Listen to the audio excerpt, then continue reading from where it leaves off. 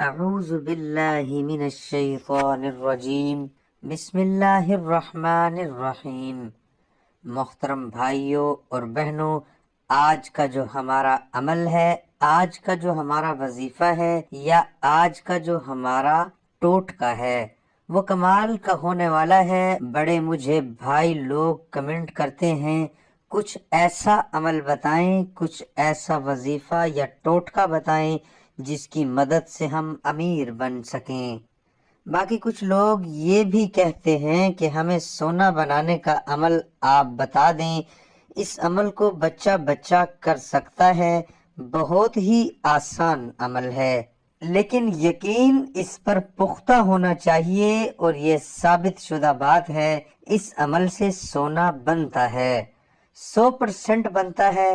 الحمدللہ جو میرا بھائی اس عمل کو کر لیتا ہے اس کی نسلیں سنور جائیں گی۔ اگر آپ بھائیوں کا کوئی دوست یا رشتہ دار ہے تو خدا کے لیے اس ویڈیو کو اس تک لازمی پہنچائیے گا تاکہ وہ بھی اس عمل سے فائدہ حاصل کر سکیں، لیکن زیادہ لالچ نہ کیجیے گا، ایسی ویڈیو آپ بھائیوں کو پوری دنیا میں نہیں ملے گی۔ لیکن ثابت شدہ بات بتاؤں، آپ بھائی اس بات کی تصدیق کر سکتے ہیں، اس عمل کی تصدیق کر سکتے ہیں، اور اس عمل سے آپ بھائیوں کو بہت ہی کچھ سیکھنے کو بھی ملے گا۔ بنا ٹائم ضائع کیے آپ بھائیوں کو میں عمل بتاتا ہوں، یہ وظیفہ بتاتا ہوں، تو آپ بھائی پینسل اٹھا لیں یا اپنے دماغ میں اس ویڈیو کو فیڈ کر لیں۔ جیسے میں بتاؤں، شروع سے لے کر آخر تک میری ویڈیو کو مکمل دیکھنا ہے اور اس عمل کو سمجھنے کی کوشش کرنی ہے۔ جیسے میں بتاؤں الف سے لے کر یہ تک ویسا کریے گا، انشاءاللہ آج کے بعد آپ کے مال و دولت میں برکتیں ہونے والی ہیں۔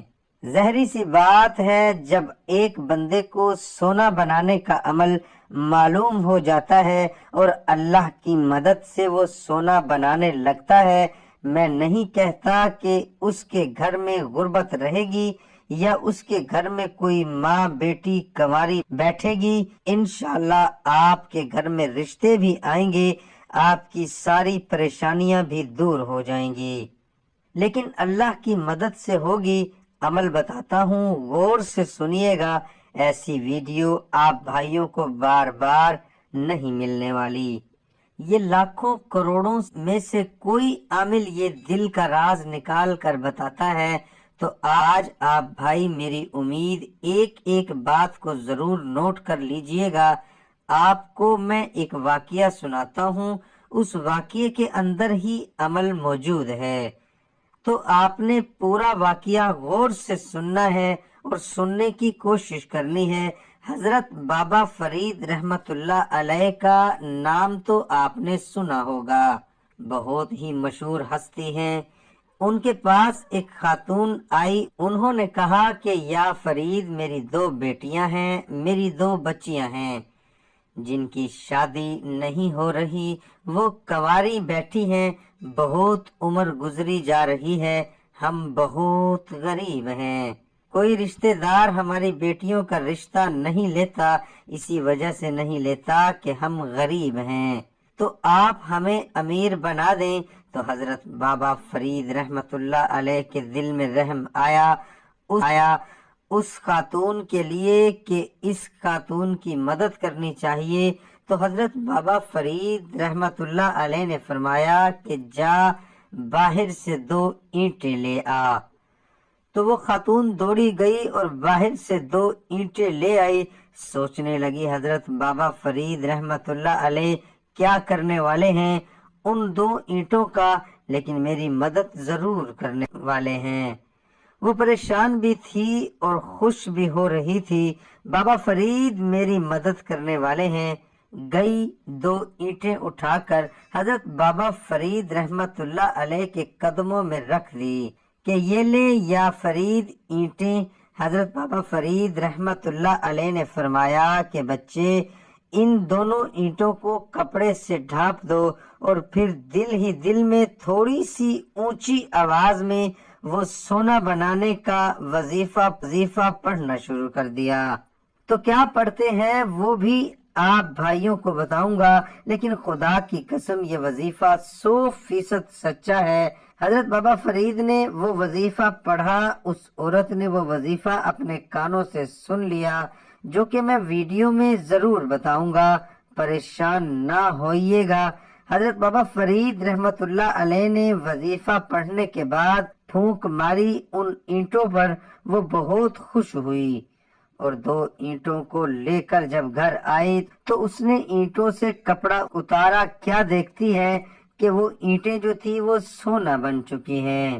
آپ اس بات کا اندازہ لگا سکتے ہیں، جو بڑی بڑی بھٹے کی اینٹیں ہوتی ہیں، وہ سونا بن جائیں، کیا نظارے ہیں۔ وہ سونا بنی تو وہ خاتون لالچ میں آ گئی کہ یہ سونا کم ہے، آپ نے لالچ نہیں کر، ٹھیک ہے 2 اینٹیں بن گئی سونے کی، اس نے اور لالچ کیا، کہتی ہے کہ بچہ جاؤ باہر سے 2 اینٹیں اٹھا کے لے آؤ، میں وظیفہ آپ کو بتاؤں گی، تو آپ نے ان اینٹوں پر وظیفہ کرنا ہے۔ تو بچیاں تھیں، وہ بہت خوش ہوئی جب سونے کی 2 اینٹیں دیکھیں، اور اینٹیں کافی زیادہ انہوں نے لائیں، اس پر وہ والا وظیفہ پڑھنا شروع کر دیا جو کہ حضرت بابا فرید رحمت اللہ علیہ نے اینٹوں پر پڑھا تھا۔ وظیفہ کون سا تھا؟ ان 2 اینٹوں پر 7 دفعہ سورت اخلاص پڑھی تھی، ساتھ میں اول و آخر درود شریف 7 دفعہ پڑھا تھا۔ دوبارہ سن لیں، درود ابراہیمی پڑھ لیں تو سب سے بہتر ہے، ورنہ کوئی بھی درود شریف پڑھ سکتے ہیں۔ 7 دفعہ سورت اخلاص کا بچیوں کو وظیفہ بتایا اور بچیاں کرنے لگیں۔ ان کی جو بیٹیاں تھیں انہوں نے وظیفہ ان اینٹوں پر کرنا شروع کر، جو 2 اینٹوں کے علاوہ اینٹیں تھیں، 7 دفعہ درود شریف انہوں نے اینٹوں پر پڑھا، اس کے بعد 7 دفعہ سورت اخلاص پڑھی، اور پھر 7 دفعہ آخر میں درود ابراہیمی پڑھا اور پھونک مارا اور کپڑا اتارا، تو کیا دیکھتی ہیں، اینٹیں سونا نہیں بنی۔ وظیفے کا اثر کیوں نہیں ہوا؟ بس آپ بھائی غور سے اس ویڈیو کو سمجھنے کی کوشش کریے گا۔